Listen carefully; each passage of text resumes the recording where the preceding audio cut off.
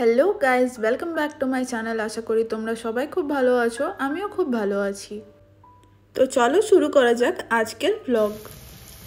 আর আজকে আমি বানাতে চলেছি চিকেনেরই একটা রেসিপি। কড়াইয়ে সরষের তেল গরম হওয়ার পর আমি তার মধ্যে দিয়ে দিই লং, এলাচ, তেজপাতা, আর তারপরে দিয়ে দিই পেঁয়াজ কুচি, টমেটো কুচি, লঙ্কা কুচি, আর তার সাথে আদা রসুনের পেস্ট। এরপর আমি আন্দাজ মতো নুন, হলুদ, লঙ্কা গুঁড়ো, জিরে গুঁড়ো, ধনে গুঁড়ো আর হালকা একটুখানি চিকেন মশলা এর মধ্যে দিয়ে দিই আর তারপরে নাড়তে থাকি। মশলাটা বেশ ভালোভাবে অনেকক্ষণ ধরে কষিয়ে নিতে হবে। আর তারপরে আমরা যে ম্যারিনেট করা চিকেনটা ছিল তারপর এটা এর মধ্যে মিশিয়ে নেব। চিকেনটা ম্যারিনেশনের জন্য আমি ইউজ করেছিলাম দই, নুন, আদা রসুন বাটা আর একটুখানি লঙ্কা গুঁড়ো। আর এটা মোটামুটি আধা ঘন্টার মতো আমি ফ্রিজে ম্যারিনেট হতে রেখে দিয়েছিলাম।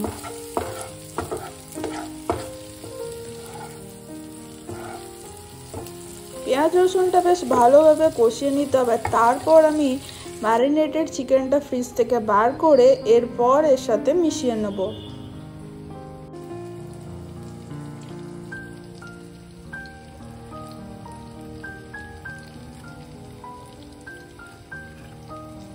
চিকেনের পিসগুলো এবার একে একে নিয়ে পরে আমরা কড়াইয়ে দিয়ে দেব।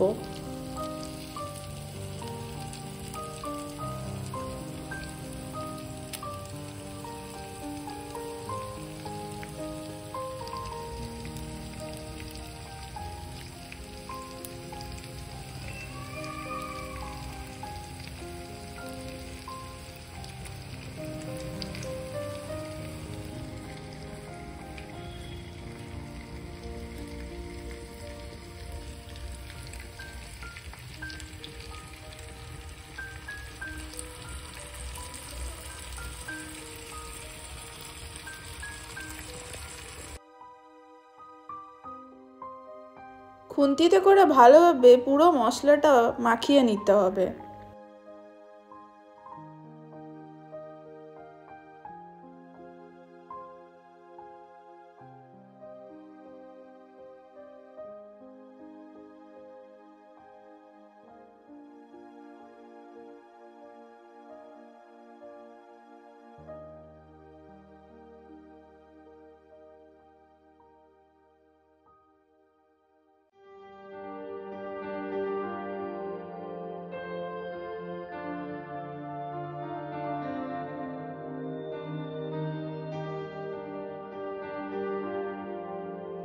ম্যারিনেশনের জন্য বাটিতে যে মশলাটা লেগেছিল সেটাকে একটু জল দিয়ে নাড়িয়ে আমরা ওটা ইউজ করে নেব।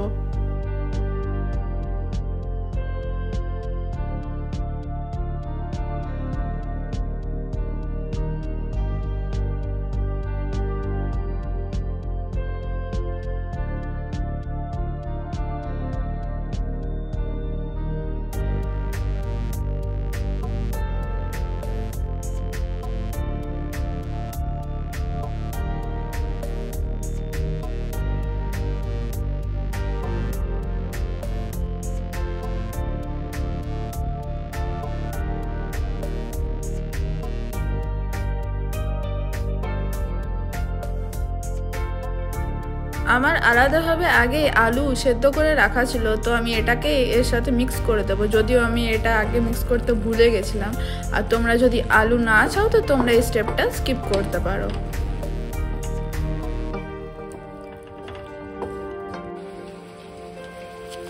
এরপর আমি হালকা মতো স্বাদ অনুযায়ী একটু চিনি মিশিয়ে দেবো।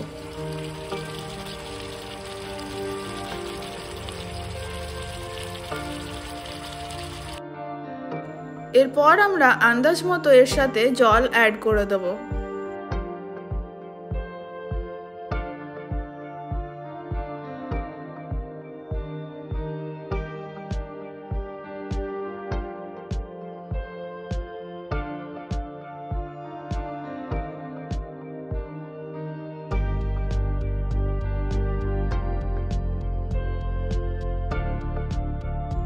মাংসটা আরও কিছুক্ষণ কষানোর পর আমরা ফাইনালি এর ঢাকাটা দিয়ে দেব। মাংসটা যতক্ষণে সেদ্ধ হচ্ছে ততক্ষণে আমরা ধনেপাতাটা কেটে নেব। আমার ধনেপাতা চপ করা হয়ে গেছে। এরপর আমরা এটাকে নিয়ে পরে অ্যাড করে দেব মাংসের ঝোলে।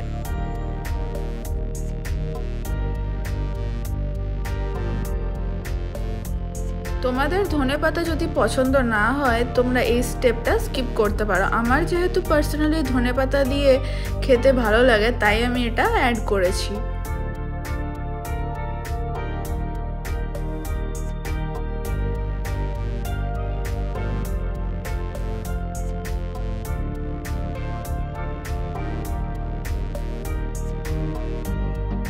মাংসটা সেদ্ধ হতে এখনো কিছু টাইম বাকি ছিল, তাই আমি আবার এর লিডটা ঢেকে দিলাম। মাংসটা যতক্ষণে সেদ্ধ হচ্ছিল আমি ততক্ষণে ভাতও করে নিই। তো এই রেডি আমার গরম গরম ভাত আর মাংসের ঝোল।